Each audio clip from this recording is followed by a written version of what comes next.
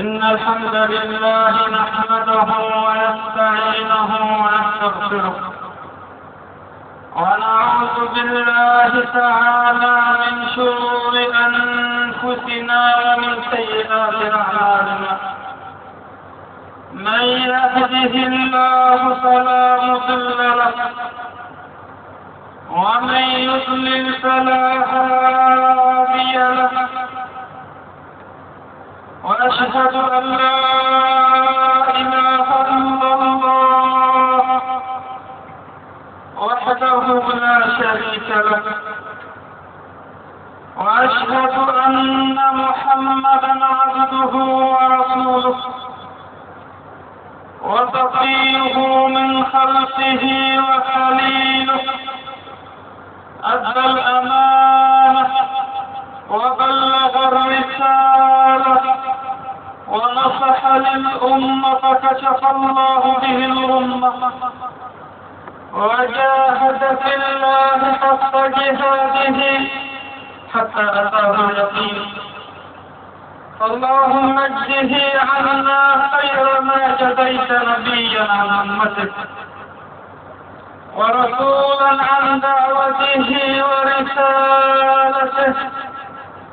وصل اللهم وسلم وزد وبارك عليه وعلى آله وأصحابه وأحبابه وعلى كل من اهتدى بهديه واستنى بسنته واستفى أثره إلى يوم القيامة.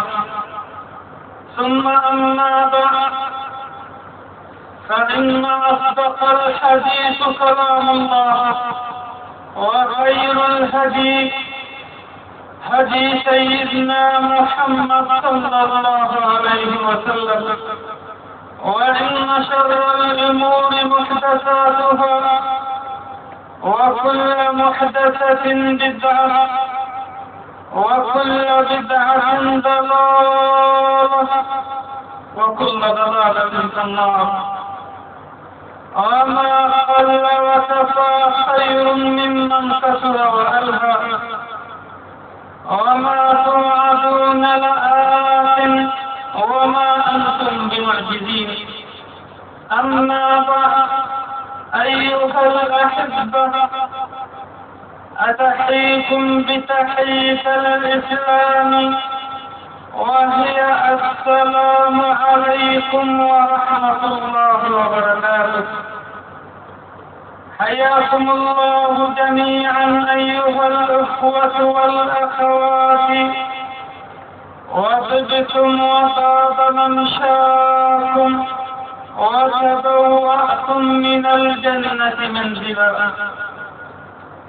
فإن موضوعنا الليلة بمشيئة الله تعالى مع حضراتكم في هذا اليوم المبارك سنتحدث عن حق الله على العباد. سنتحدث عن حق الله على العباد.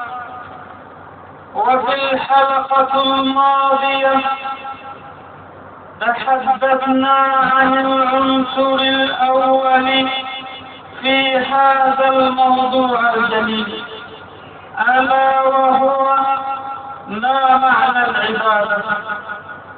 وسينتظم حديثنا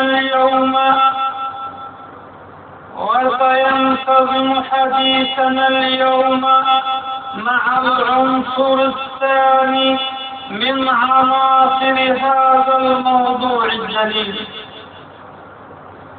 ألا وهو من نعبد. هذا هو موضوعي الليلة مع حضراتكم أيها الأحبة. من نعبد؟ قد يظهر السؤال غريبا وعجيبا لأول وهلة،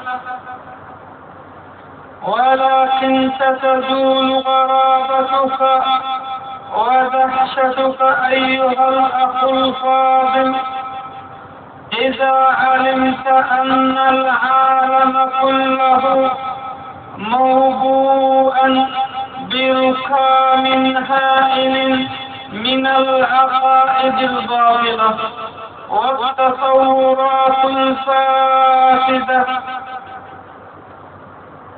يا الله، يظهر السؤال غريبا وعجيبا لأول وهلة، ولكن ستزول غرابتك ودهشتك أيها الأخ الفاضل إذا علمت أن العالم كله موبوءا بركام هائل من العقائد الباطلة والتصورات الفاسدة، وأن الملايين الآن من البشر على وجه الأرض تعبد آلهة كثيرة من دون الله جل وعلا.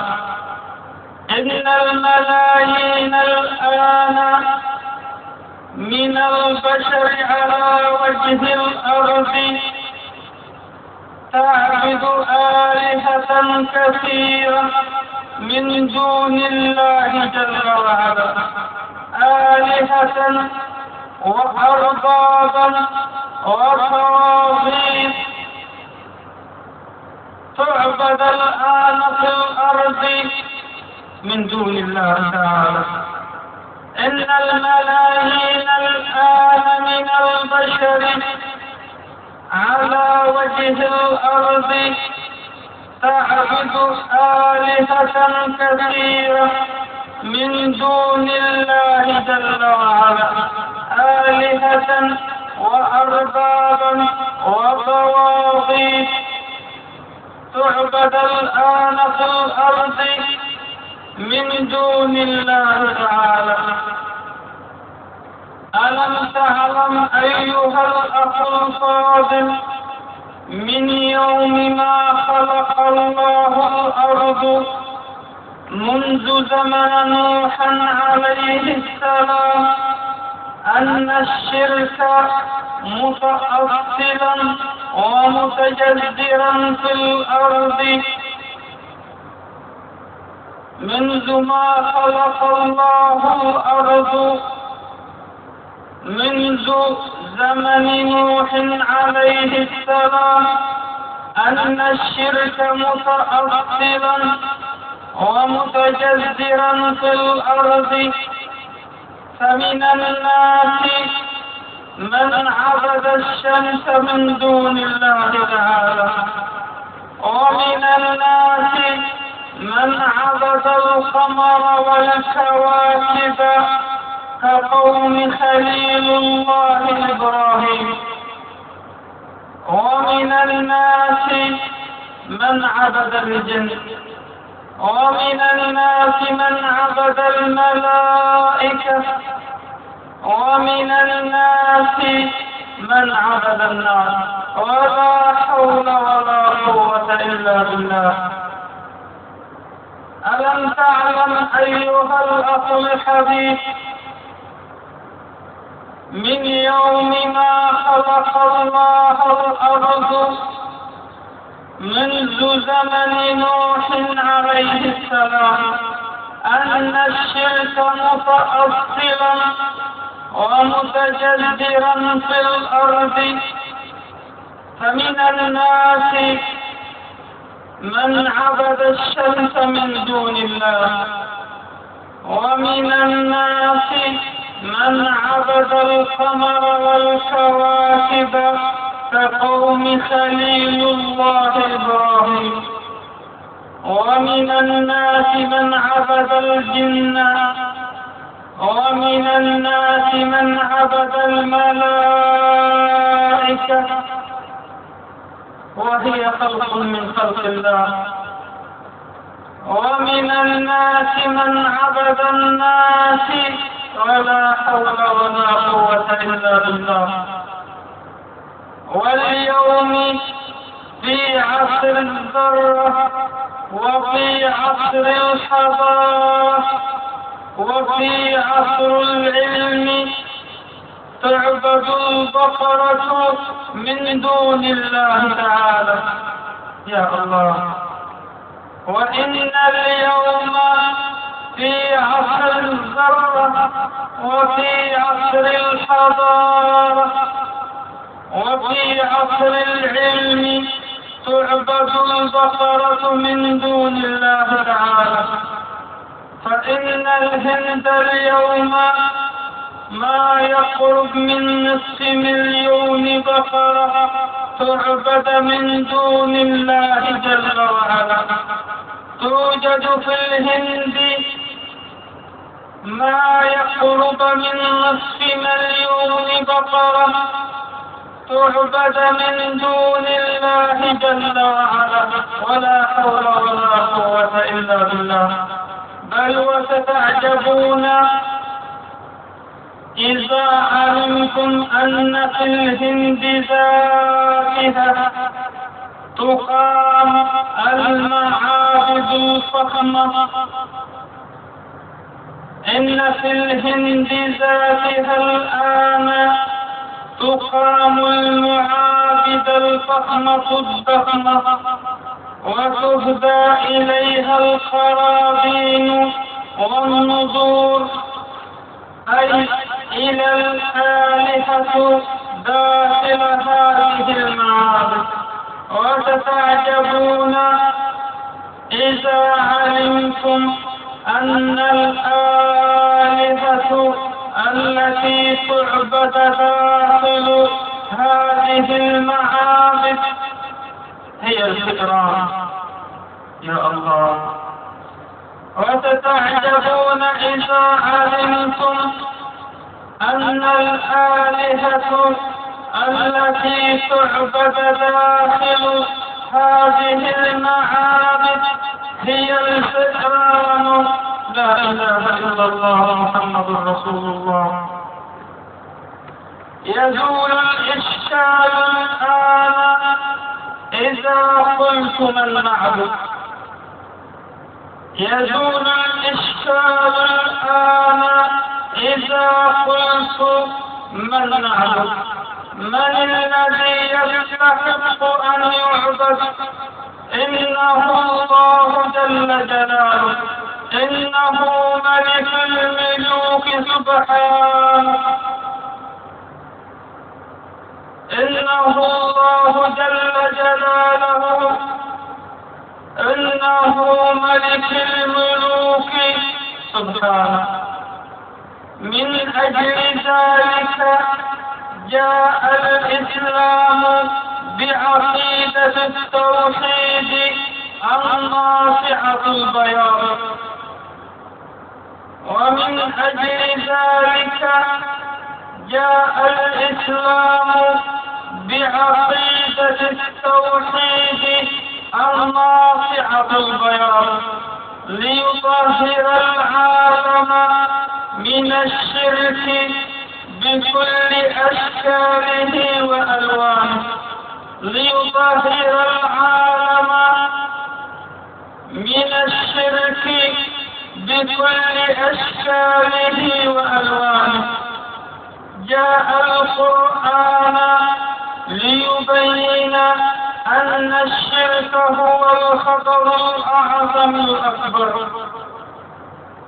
جاء القرآن ليبين أن الشرك هو الخطر الأعظم الأكبر الذي لا يغفر أبدا، الذي لا يغفر أبدا.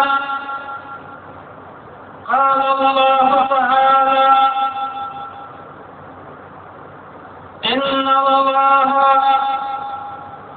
لا يغفر أن يشرك به ويغفر ما دون ذلك لمن يشاء. إن الله لا يغفر أن يشرك به ويغفر ما دون ذلك لمن يشاء. وقال المصطفى صلى الله عليه وسلم كما في صحيح مسلم من حديث جابر بن عبد الله رضي الله عنهما قال عليه الصلاة والسلام: من مات لا يشرك بالله شيئا دخل الجنة، ومن مات يشرك بالله شيئا دخل النار. من مات لا يشرك بالله شيئا دخل الجنة، ومن مات يشرك بالله شيئا دخل النار. فإن خطر الشرك عظيم،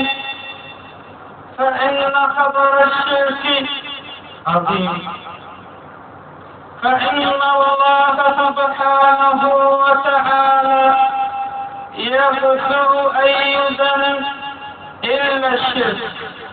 إن الله سبحانه وتعالى يغفر أي ذنب إلا الشرك بالله. ولقد أوحي إليك وإلى الذين من قبلك لئن أشركت ليحبطن عملك ولتكونن من الخاسرين.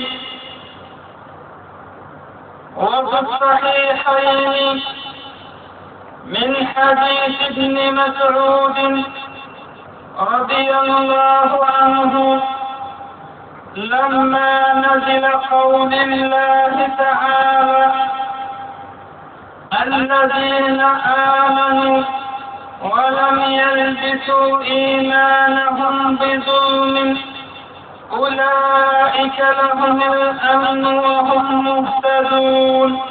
صدق الله العظيم.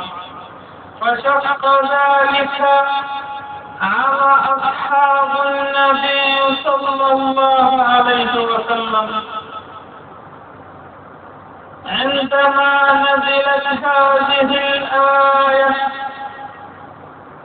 فشق ذلك على أصحاب النبي صلى الله عليه وسلم وقالوا: يا رسول الله، أينا لم يظلم نفسه؟ قالوا: يا رسول الله، أينا لم يظلم نفسه؟ فكان المصطفى عليه أفضل الصلاة والسلام فقال المصطفى: ليس هذا الذي تذهبون إليه. ألم تقرأوا قول العبد الصالح: يا بني لا تشرك بالله إن الشرك لظلم عظيم. فقال المصطفى: ليس هذا الذين تذهبون إليه. ألم تقرأوا قولي العبد الصالح؟ ألم تقرأوا قول العبد الصالح: يا بني لا تشرك بالله إن الشرك لظلم عظيم. فحينما أقول من نعبد فيجب علينا أن نجيب بوضوح كامل على هذا السؤال. فحينما أقول من نعبد فيجب علينا أن نجيب بوضوح كامل على هذا السؤال، والجواب متروكا لك أيها المسلم، ومتروكا لك أيتها المسلمة. فالجواب متروكا لك أيها المسلم، ومتروكا لك أيتها المسلمة. ووالله لو تخلى الخلق جميعا على ظهر الأرض عن عبادته واستكبروا عن عبادته سبحانه وتعالى، فإن الله غني عن الخلق لا تنفعه الطاعة ولا تضره المعصية. لا إله إلا أنت سبحانك، لا إله إلا أنت سبحانك، إني كنت من الظالمين.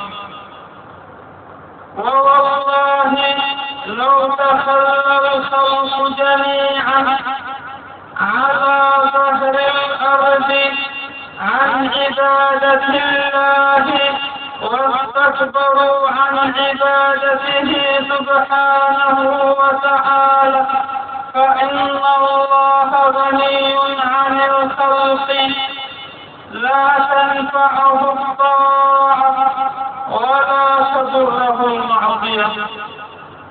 اعلم حبيبي في الله إن الله لا تنفعه الطاعة ولا تضره المعصية، بل إن الكون كله يعبده ويوحده سبحانه، بل إن الكون كله يعبده ويوحده سبحانه وتعالى. إن الكون كله يعبد الله، والله غني عن عبادتنا وغني عن طاعتنا سبحانه وتعالى.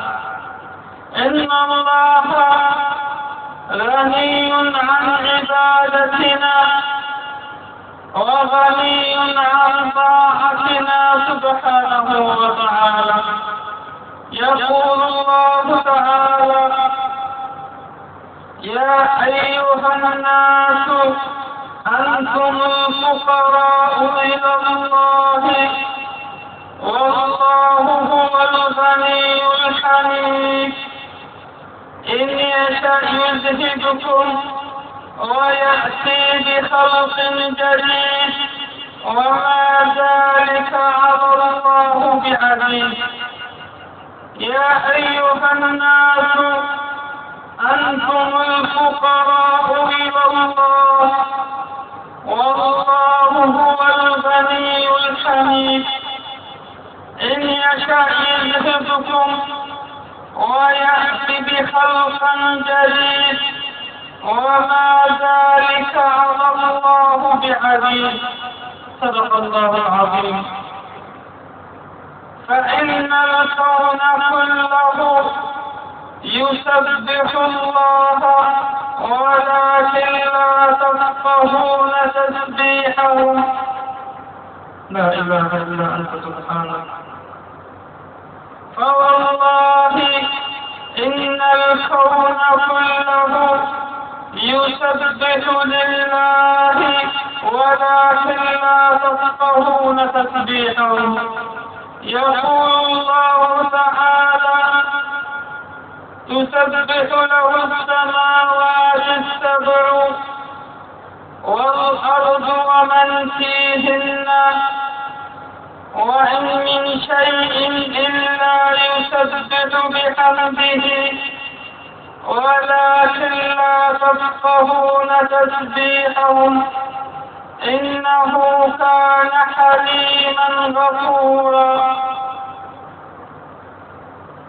تسبح له السماوات السبع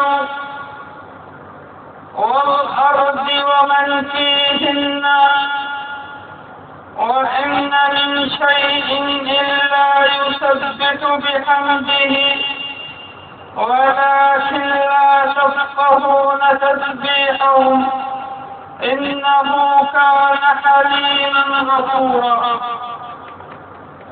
أيها الأخ الفاضل، أيتها الأخت الفاضلة، إن الله غني عن عبادتنا، لا تنفعه الطاعة ولا تضره المعصية، لأننا نحن الفقراء إلى الله، لأننا نحن الفقراء إلى الله. ويقول الله تعالى في حديثه القدسي الذي رواه الإمام مسلم من حديث أبي ذر رضي الله عنه: يا عبادي، إنكم لن تبلغوا ضري فتضروني، ولن تبلغوا نفعي فتنفعوني. يا عبادي، لو أن أولكم وآخركم وإنسكم وجنكم كانوا على أتقى قلب رجل واحد منكم ما زاد ذلك في ملك شيئا. يا عبادي، لو أن أولكم وآخركم وإنسكم وجنكم كانوا على أفجر قلب رجل واحد منكم ما نقص ذلك من ملك شيئا. يا الله، أكرر هذا الحديث: يا عبادي، إنكم لن تبلغوا ضري فتضروني، ولن تبلغوا نفعي فتنفعوني. يا عبادي، لو أن أولكم وآخركم وإنسكم وجنكم كانوا على أتقى قلب رجل واحد منكم ما زاد ذلك في ملك شيئا. يا عبادي، لو أن أولكم وآخركم وإنسكم وجنكم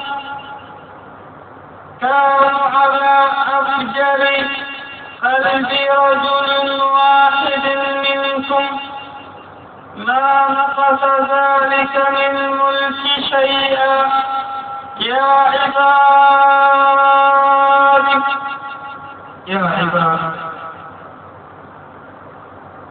لو أن أولكم وآخركم وإنسكم وجنكم كانوا على أفجر قلب رجل واحد منكم ما نقص ذلك من ملك شيئا. وفي الختام أسأل الله تبارك وتعالى أن يتقبل منا الأعمال والطاعات، وأن يرزقنا الإخلاص والصدق في القول والعمل، إنه ولي ذلك والقادر عليه. وأقول قولي هذا وأستغفر الله لي ولكم، وصلى اللهم على سيدنا محمد وعلى آله وصحبه وسلم، والسلام عليكم ورحمة الله وبركاته.